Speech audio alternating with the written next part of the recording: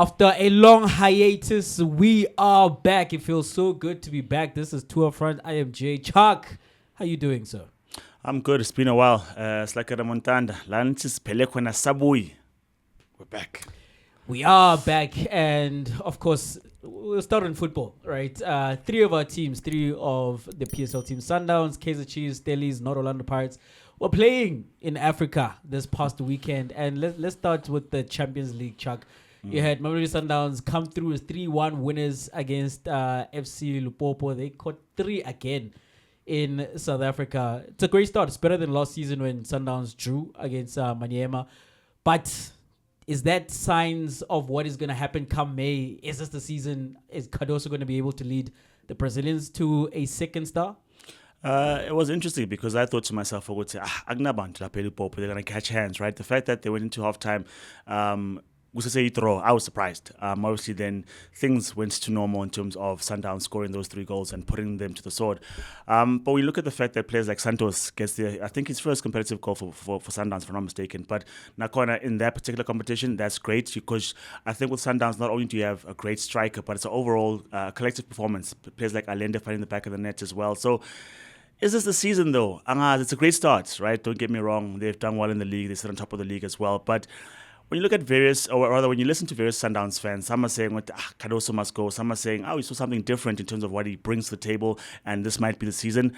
I'm on the fence. I'm properly on the fence because every season you put Sundowns in and amongst the lot in terms of Abu Pyramids, Abu Al-Ahly, well, the defending champions, obviously, right? We have to count them in, Abu Yanga, etc., in terms of teams who can win it. But do they have enough to go all the way this time? Still have question marks over that defense. So, I don't know. I think it's like every other season. We just need to see Uti post the group stages. What do they bring to the table? Yeah, I mean, Sundowns must start the group stages. One of the favorites in the Champions League every season. You know, they are at the table with the Esperance Al-Ahly. We have to say Pyramids now because they are the defending champions.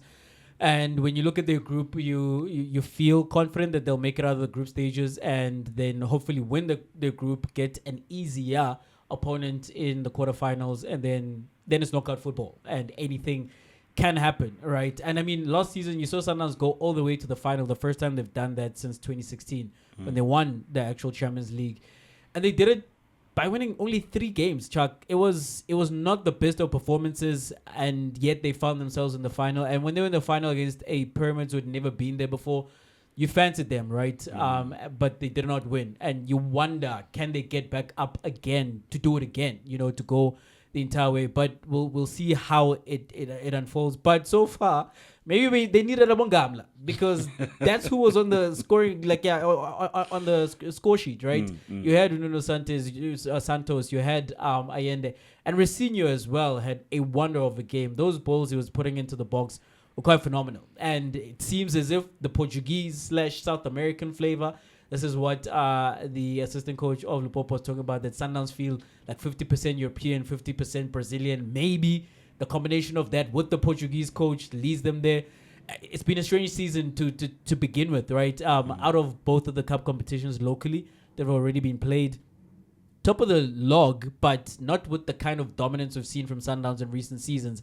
And the Sundowns faithful are not convinced of Cardoso. And if you were maybe in the position of another team, you look at that, top of the table, and you're in the Champions League, and you've just started with a 3-1 win in the Champions League, you'd feel happy, you'd feel confident that there are great things to come. But that's to be seen. I do think the jury's out on Cardoso. My feeling to begin this season with Sundowns is that those players have not looked like they're convinced of the coach, and it's someone they want to play for. But it's a great start to the Champions League group stages. Whether they go all the way, I'm not as confident as in previous seasons, but anything can happen. It's a cup competition.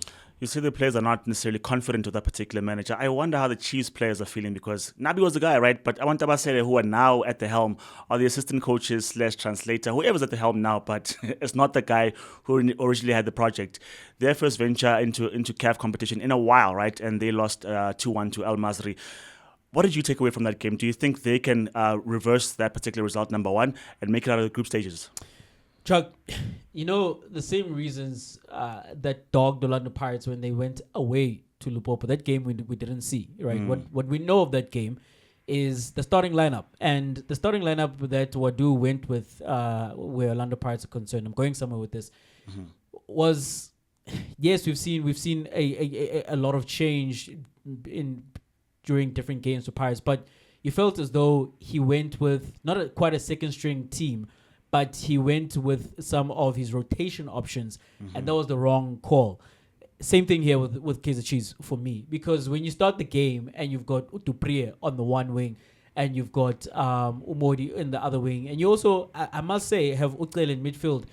These are not players we've seen this season.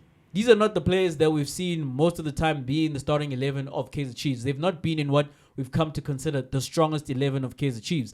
Because on the right wing, I don't understand, especially after his exploits in the Under-20 World Cup, why Mfundo Vilakazi just doesn't have that position locked down. We know what he can do. He's left-footed. There isn't quite another option in terms of right wingers at Kaizer Chiefs who is left-footed, who can invert, who can cut in, and he can take the shots, and he's got quite the shot on him, and he's quite the creative player. The only thing that Dupree really has on him is pace, and at this point, that is still very much questionable. You look at the goal that Kaizer Chiefs did score, and Solomon's did a great impression of Leo Messi there, running across the face of the defense and finishing. But that starts with Mfundo Vilakazi picking up the ball after he come onto the pitch, near his own box, running with the ball and releasing Solomons, right? Good things tend to happen, and the player Mfundo Vilakazi is only maturing, Chuck. And for me, the only thing that there's left for him in terms of his development, he just needs to play more. And you cannot make an argument. I refuse to hear an argument, Oguti, there's somebody else who's better suited to be playing as consistently as the right wing of Kaizer Chiefs than Mfundo Vilakazi. So I think the issue, and then if you go to on the left-hand side, yes, Umodi was Kaizer Chiefs' best player in 2025 in the last season and in the Nedbank Cup where they eventually won the tournament. But he hasn't seen much game time this season. And I know Valabai is new to the team and maybe doesn't have quite the match fitness that you're looking for. But in his first start for Kaizer Chiefs, he was quite impressive, you know. And prior to him, it wasn't Umodi who was playing in that position. So I think that's what it was for me. That too many changes, and you expect to go and do the business away from home in Africa. A better decision should have been made by the coaches there. And I thought when Solomon scored that maybe they back in this, but then Chuck, you had Umigel Afushula Kachelumo. That's inexcusable as well. So there's that as well. I think when you speak about them rotating the side, obviously some of those options were forced, right? In terms of players like Lilepo stayed at home because of various reasons, injuries and the like, right? And they only traveled with 22 players. But even amongst those 22, like you said, Ukona Vilakazi, and you want to play both those players because last time Chiefs scored 4, last time they played any attractive, decisive football, those guys were at the center of it. Also, Mobile Ntabaga Vilakazi, he's the guy who played continental football at the highest level. He knows those conditions. He knows the feistiness of that particular crowd, and he's come away victorious. Win a medal, win a cup, right? Then there's the World Cup, the Under-20 World Cup to speak of as well to add to that. So it's very interesting when you look at the fact that Chiefs have rotated, but you don't necessarily know to have they rotated for rotation's sake, or are they combinations that they trust? Because Utkele was not trusted before. Solomon has broken in and earned himself a bit of trust, right? But when you look at everyone else, to then thrust them in, arguably at this point in time, the biggest game of the campaign, right? Because they went in the top 8, obviously. Maybe you want to argue, maybe calling Black Label in the CAF is different. So arguably their biggest game thus far. You don't want to play players who haven't had matched game time. So for me, I think, like we've said, right? People have criticized Uwadu. If I had to go back to your example, Oguti, other than choosing the team that he did choose, he went too offensive, having gone on the continent. So I think you're new to the competition. You don't know what's what. Play pragmatic. Try be as hard to beat as possible. Then when you've done your homework and you've learned something, then play the players that you want to play and then do what you want. But I think that's a bit of inexperience from these guys who are at the helm currently. And I think when it comes to this particular competition, it might come back to bite them. It may just, Chuck. There was a negative result for Kaizer Chiefs in the CAF Confed, but Stellies, they got a positive result, right? And in a difficult season, it's been a difficult start to their season locally. But they came through with the last kick of the match against Otoho and Cupido with the goal there and leading them to a 1-0 victory. Well, Cupido, and we're going to touch on this later on, right? doing stuff to find himself back in the Bafana squad.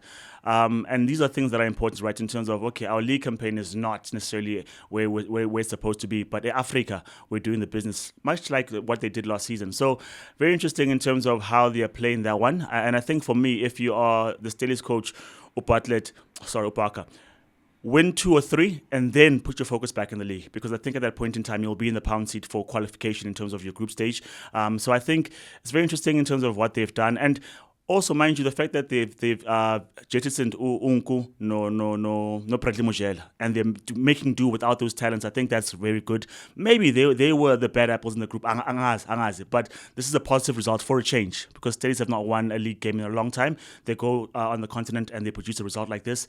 Very important for them. Yeah, Chuck, especially on Mojela, right? I mean, he started his Stellies career 6 goals in 9 games, and he was injured. You would imagine it's not football reasons as to why he's on now, as reported on a transfer list, and there's a lot of sorting through that team that the coach needs to do. I mean, you have Omolisan who started his 100th cap for Stellies, but he's been on the record as saying, Uguti, this is his farewell season at Stellies, but now he's talking about he wants to play 500 games for Stellies. So there's a lot happening in that team, and them continuously losing players and trying to replace them. I think that's something that's caught up with them, and of course they're trying to just rebuild what we've seen in the last couple of seasons. Them being one of the more consistent teams in the PSL. It's a great start in the Confed. I'm curious as well, Chuck, as I'm saying, because they are languishing towards the bottom of the PSL, the Betway Premiership, and having to then couple that with travels into Africa. If they make a deep run, are we going to see them go the way of Marumo when they went to the semifinals and got relegated? Or is that going to spark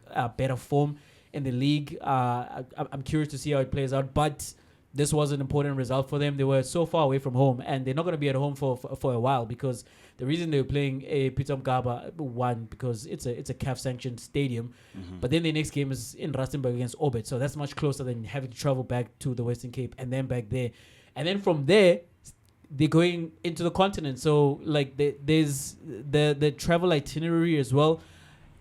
Stellies are one that we need to keep our eye on in the next during this period, because there's a lot in terms of the games that are coming thick and fast, and as I'm saying, they are not playing at home for an extended period of time, and there's been the results that they're trying to turn around, but this result went their way and it was important. Yeah, success only brings brings about more pressure, because you do well in the league and you've got this full plate where you have to go on the continent, come back and do league duties, and you have to produce in all of them. So let's see how they fare in that one. If we go abroad, Jay, the Serie A has introduced an idea, right, where we've seen them every other season, that they have had these red marks where there's abuse awareness, and they're just protesting against abuse and the such against women in their country. The other thing that they've added is to put the names of females or women that they love or hold dear to their hearts on the back of their jersey. So instead of McTominay, he would have Sandra or Jessica, whoever he finds dear to his heart. And this is to combat, like we said, GBV in Italy. And so I was just wondering, Jeguti, is this not something we can copy as the local league? Because this is a game where most of the men watch, right? And you want to say to yourself, the women have had their protest, they've had their march, and they've had their say in terms of the scourge, or in fact the national disaster that it's actually been described as. Do you not think we should copy this as sports and try to play our part, and not just football, if we can open it up?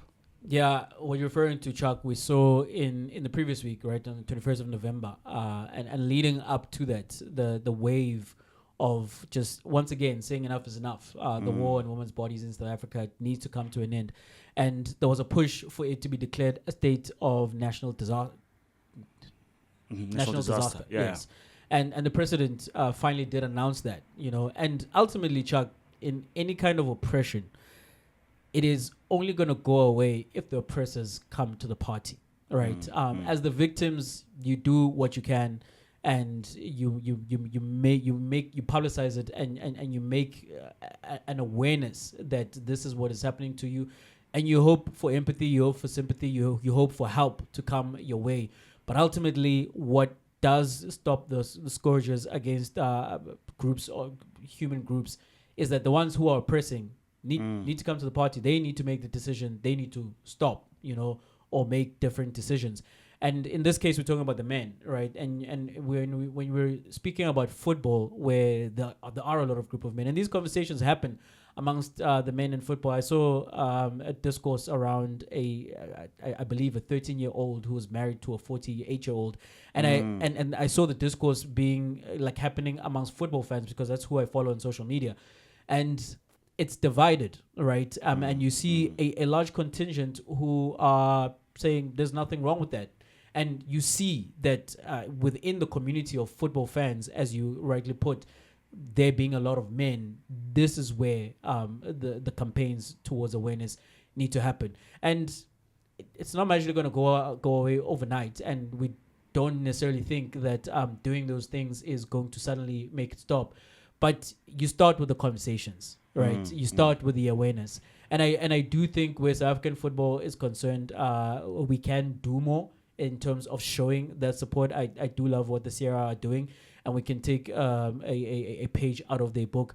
And with the PSL specifically, just to point out, a few seasons ago, I know now we are praising Loch for what he's doing in Morocco, but lest we forget, Loch was convicted as somebody who perpetuated gender-based violence against his partner at the time, right? And we found out that his club at the time knew about this before. We all found out, it went to court. He had admitted to it to his club, and his club swept it under the rug. And then when it became, when the court ruling became public, then the club came out and said, oh yes, we had known about this, and these are the steps we taken. We asked him to go to anger management classes and the like. And that left a bad taste in my mouth, in the mouths of a lot of people, that doesn't help. That is actually continuing to hurt and to enlarge this issue that, well, you are people in the football space, will protect you because you're a star and we need you on the field, right? What does that say about our football? What does it say about our mindset towards this problem? So, yeah, Chuck, I think we can do more. I mean, in a league, and this is just me looking specifically at football, right? In a league where alcohol is not necessarily far from us, right? And we know what alcohol can do. It can bring us joy, but also it can bring that drunken behavior where there's assault, there's abuse, etc., stuff that you wouldn't do maybe if you were sober tends to be that excuse. Then there's also the gambling, right? So if football can stand with these brands and stand with these ideas or the things that don't look necessarily good on the eye for the sake of financial remuneration or at least boosting of the league financially, we should be able to still stand for good causes, I believe, right? And if you think about it, if this becomes something that we do annually or often enough, that you do know that if I drink here, in and amongst my brothers in the stadium, they are not happy with what I might do if I'm drunk because they stand for a particular thing. Because it's one thing to raise awareness and it's another thing to celebrate something. And by that I mean, Uti, we can march because something is there, but it's worth celebrating if we have men of good reputation that are in and among us. Because sometimes you think to yourself, it's a duty. It's not a duty. It's something we need to celebrate, having women in our lives. You know, because on the inverse, there's a woman who had posted with him, all men should die. No, that's not what's supposed to happen. What I'm trying to get at is that we can't then totally say, Moguti, there are guys who are not abusing, and that's fine. We need to celebrate that we're taking care of women. So what I'm trying to bring at is that it's a good thing to protect women. It's a good thing to keep them in safe spaces because that's how society is supposed to function. And so if we can celebrate that as much as we do, that 100,000 check that you voted for Lodge to get, let's celebrate that women are safe in our country. So much so that they can come into the stadium that we preside in and have fun and enjoy themselves without any worry, without any cares, without any concerns. I mean, you and I saw, I think, an incident where there was a drunk fella there who was fighting with a woman on the way to the stadium. Already drunk. The match has not started. It's like 2 hours before kickoff. And you're like, this is not supposed to be happening here and amongst other people. But if we build those environments where you're like, you can try to do it anywhere else, but not within the vicinity of soccer fans who now have a particular idea on which we're not going to stand for this. So obviously, like you said, it's not going to happen overnight. Things are not going to change like magic. But we have to start somewhere. And like I've said, if we are the voice for alcohol and we're the voice for betting, let us be the voice for something good. Yeah, right. Yeah, Chuck. And to piggyback on that incident, you just reminded me of, because we saw a man slap a woman as we're about to go into the stadium. And before we could react, there were a group of other football fans, men, who reacted and put a stop to that immediately. So we have to as well tip our caps to those men who are playing their part in protecting the women in this country. Chuck, Bafana. right? We know we are going to the AFCON first game against Angola on the 22nd of December. And the prelim squad, that's why we announced prelim squads. But the prelim squad has been announced. From the squad, what stands out for you? The fact that, for me, Abo Mayambel, Nabo Hlongwane, I thought they were forgotten in terms of what we're doing with our Bafana attack. That's who Hugo Bruce relied on, or rather, those are the players he selected when he started out. He went to the players who played their trade in MLS. But we've since moved on from that, and we've seen other players who play domestically. And I thought to myself, they're the ones who replaced them. But alas, they've come back. There's space for them. Players like Chandra Campbell, Talon Smith, who I thought to myself, maybe they should have featured a little bit earlier. Obviously, they had their time to play. Like someone like Chandra Campbell did not play in the Under-20 World Cup. You would have thought international break, you should be allowed to come into the Bafana camp. You want to see players like that, right? I'm surprised to see Bradley Cross there. I'm not quite convinced, but I think he can do a shift if he's not roaming and doing too much of a job. If he stays on his side, there's something to be said and something that he can offer. They're Chiefs players there, right? Because it's Cross, it's Munyane, it's Mtusha Balala. I think to myself, if we're talking about people of smaller stature, maybe Uvilakazi is missing. Maybe, right? Because Hugo Bruce has been preaching in Dabaye, bringing the youth into the team.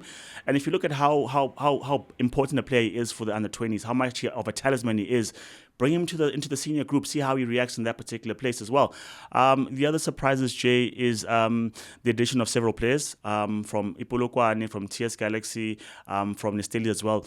Mbekezeli from Skukune. I think a lot of work in the background, right, that doesn't seem to get applauded when you look at the names that tend to go to Bafana. But as a big preliminary squad, I think this is great to get the guys dreaming and think to themselves, okay, I'm a step closer to actually representing Bafana. So I think players like that, Jay, stand out for me. If I were to think a bit more, I'll give you a couple more names.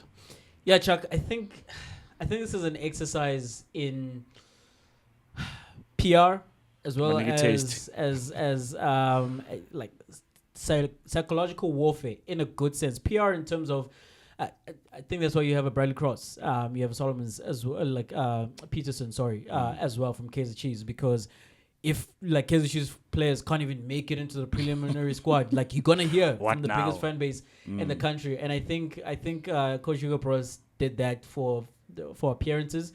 And in terms of the psychological side of it, I think what you were speaking about, some of those players who you would not have anticipated, you've not seen around a Bafana squad, is perhaps people that Hugo Bruce has eyed for after the AFCON as we build up to the World Cup, and maybe beyond that I do have my eye on you, so don't drop the ball. Within the national setup, you are considered, or someone like Hlongwane Uti, you are still considered. But ultimately, Chuck, I don't think any of these players make it into the final squad, right? Abom Keys, Abom Tiani, those people, it's great for them to be in and around the squad. Talon Smith, as you mentioned, I would have loved to see them, the 20 goalkeeper there as well. Just to soak in what it is to be with Bafana. I don't even know if these players are going to meet, actually, Chuck. I know it's the prelim squad, but I don't think that necessarily means, they're coming together in camp and they're about to trial. At this point, what we know about Hugo Bruce is he's got his guys. Hugo Bruce has his guys. Like, Nyuko Mobi does not matter what he does. Like, he's always with Hugo Bruce. Ricardo Goss, like, it took Sage Stevens to have like a great run for a season and a bit before he broke into Bafana. The moment his form dipped, or his team's form dipped, Jegangan, Bruce went back to Ricardo Goss. And what is Ricardo Goss doing necessarily? Because he was a super sport who got almost relegated, and now it's Welele who are there or thereabout in terms of their form, not setting the scene alight. So the moment though he got an opportunity, Bruce, he went back to Ricardo Goss. So we know he has his guys. Themba Zwane being in the squad as well, like, tells me he's just been waiting for this guy to get fit. And I think, Chuck, he's going to take him to the AFCON. I think somehow before then, like, Themba Zwane has to get on the field for Mamelodi Sundowns, and he just needs to prove fitness to Bruce, and Bruce is going to take him. Because it's the same thing, if you think about it, as Sipho Mbule, right? Yeah. Sipho Mbule is clearly somebody Bruce has had an affection for and has had plans for the longest of times. The only thing he needed was for Sipho Mbule to be in a stable enough situation and to play enough, because Sibombuli is not playing 90 minutes a game for Orlando Pirates. But the fact that that's enough for Pros, and that just like hammers home Chaco Pros has these guys. Yeah. And we pretty much know who like the final 23 or 26 is going to be, right? He's just crossing his T's and dotting his I's, doing his due diligence for the media, for the public, and I think also for the federation, which is why I think he hasn't picked Lodge, and he continues to not pick Lodge. Someone said this, Obi of Itis Gidine, and I thought it was a great point that Pros is a company man where Safa is concerned. And he's continuously answering questions around Lodge, and he's trying to find football reasons. Football reasons do not exist as to why he's not selecting Lodge. It's not because he's too old, because Tembazwani. It's not because he's not on form and does not play for a good team, Wydad, and he's the best player in that league right now. I think the reason he doesn't select him is because of that checkered past, right? And that is something that Safa just don't want to deal with. And I think maybe Pros as well.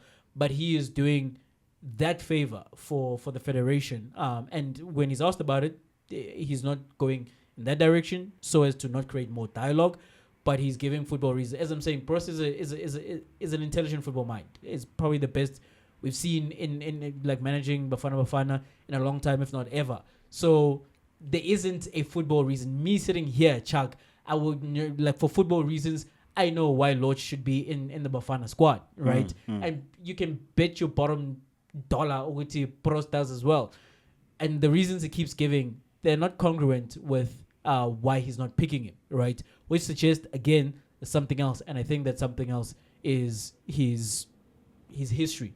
And that's just something the Federation and Bafana as a brand don't want to deal with. Okay. If you look at one of the players who are in that particular squad, Mbekezeli Mbokazi, I think it's official at this point in time, which he's going to the MLS to sign for Chicago Fire, a move from the PSL South Africa to the USA in the MLS. Many people are saying it's not the right place, but we've seen Muhao Nkota go to Saudi as well.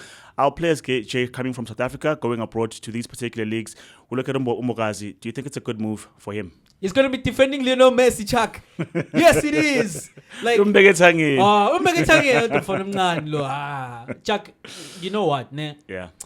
We would love, and we are South African fans, so we're invested in a very biased way in terms of our players. And Mbokazi at 19 and then breaking into the Orlando Pirates team and Bafana, and then not becoming captain, but captaining Pirates as often as he has, and he looks like he's going to be the starting left centre back for Bafana at the AFCON and at the World Cup. We'll see when Dotley comes back with that competition. But he's had a meteoric rise in his career, and he's 20 years old. And we all feel the same thing, whether you support Pirates or you don't support Pirates, that he's got a great future, and we need to get him out there. You know, he needs this. His ceiling is so high. We believe there's still so much more to come. This is the next big thing after Lucas Khatebe, after a OJ Mabizela kind of a thing, where we want him to have the career that Lucas had. He's over there for the longest of times, and he just has a great career, right? And over there is Europe. That's what we think about. That is that is the highest level of football played, and we'd love for him to enter through a France, through a Belgium, through a Holland, and then eventually end up in the top 5 leagues in Europe. That hasn't happened because we don't have a history of that in this country, and those clubs don't look at our country as a shopping aisle to just go get those players. You know, there isn't those trust levels as you have with the Mali, with the Senegal, with the Nigeria, you know. So him going to the MLS is a higher level of football than the PSL. You might not want to think that because it's America, but it is. That's the truth of the matter. And him taking a step up to a higher level of football is a good thing. Do I want him to play in the MLS forever? No, I don't. I'd love for him to stay there, for it to continue as it has. And if his history so far is anything to go by, within a season or two, somebody's going to see him in Europe and they're going to snatch him up. But getting outside of the South African borders and going to a higher level of football, I think is good for his development. And we need not forget that he is still a developing footballer. He's 20 years old. I think, that's the thing, Jay, that you so well put in terms of we expect everyone to make a giant stride into one of the top 5 leagues in the world. Sometimes it's baby steps. Sometimes it's a better platform for your football to be seen, because as much as you want to think we are not world renowned, but on the continent we're well respected as a good league in terms of our style of play, our infrastructure, etc., etc. But not everyone from the continent of Europe is looking at PSL specifically. So I think if he gets, like you said, Umakabo Mes, Umakabo Heung-min-son, you have to respect that and say, well, there's something in that boy, and he's only 20. Maybe it's worth a look. Because Mopea as well, the journey of Percy Tau, he was signed by Brighton, but went via the route of Bruges and the Lech, etc., etc. We, as fans, were not happy with that still. Yeah, PSL straight, but when he got there, it wasn't a direct fit. And so there's still stuff to learn. Yes, you're good. Yes, you're good in the PSL. But when you go to a higher level, there's stuff to learn. There's stuff to adapt to. So I think in terms of the platform, I think that's a great platform. It's got better visibility than the PSL, number one. Number two, a better pay packet. I think that's also great for someone who, football is a short career. We'll never forget that, right? Saying that, if he's gone there to advance his football financially and for the actual game itself, you can't be mad at that. So I'm sad, but it sort of does alleviate a bit of the pressure, right? In terms of, and then the Siema can play, then the Listen does, maybe can come back, Sana can play, we'll see how that one peters out. But the one thing I do think about, Nkota gone, Mbokazi gone, really, maybe for him he needs to take that small step, and that's what he needs to do, I think. Maybe because the ideas were grand, right? Barcelona, this and that. But I am worried about that particular young fella because he's one who has also been meteoric, but he's stalled Kwamanj. What do you think, Jay? Yeah, I'm worried about that as well, Chuck, because again, I think Gota is going to be our starting right wing at the AFCON and at the World Cup. And there's a question mark on whether a Rele is even going to be there, because as I said, at Pirates, Pirates signed two players who play in the exact same position as him. And one of them, Austin Apollos, is probably the best player in the country at the moment. The other one, Moremi, is the one who I think if Pirates win the league and his numbers continue and he scores close to 20 goals, is going to challenge Austin Apollos for the player of the year. And both of those players are competing with Urele, and now Urele has also then faced some injuries. And when you look at, when I bring it back to Nkota, Urele is a more talented footballer than Nkota. But Nkota is further ahead now in his career because of the fact that Nkota and his representatives made better decisions for his career. And I don't want to cast aspersions on Urele because, like his representatives, we've heard his father speaking a lot, and I don't want to make it appear as if his father's giving him bad advice. But whatever combination of how it happened that he's not in a different league and he's still at Pirates, and where, as I'm saying, Pirates strengthened in his position is not good for him. That is a concern. But hopefully he does remind everybody of how great he is, and his career does then get that jumpstart once again. We don't want to overreact, what was me? His career is over. Like, why they've ruined it? No, we're not saying that. But considering where he started and what we've seen of him up to this point in his career, we would have expected the same kind of moves that his teammates and Gota, former teammates Gota and now Mbokazi are making. And hopefully that is around the corner for him. When Mbokazi is concerned, Chuck, just to close it off, I hope he plays because we need him to be playing. At Chicago Fire, if he goes there, he needs to be playing because we need him for the AFCON and we need him for that World Cup.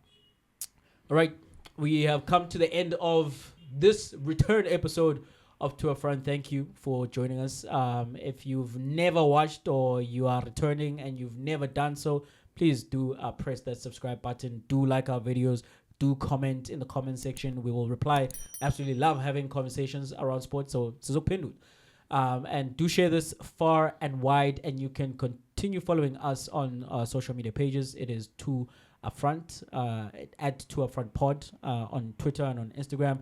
It is just To A Front on Facebook, and it is at To A Front Pod as well on TikTok. So go there and follow us and show us that support because we're going to continue bringing you all of the best in sport. For myself, Jay, I'm outie. Jay says our clubs, right, are doing CAF duty. Speaks of Sundowns, Stellies, and Kaizer Chiefs. My question is, though, have you gone to Total Ninja? Where why I win?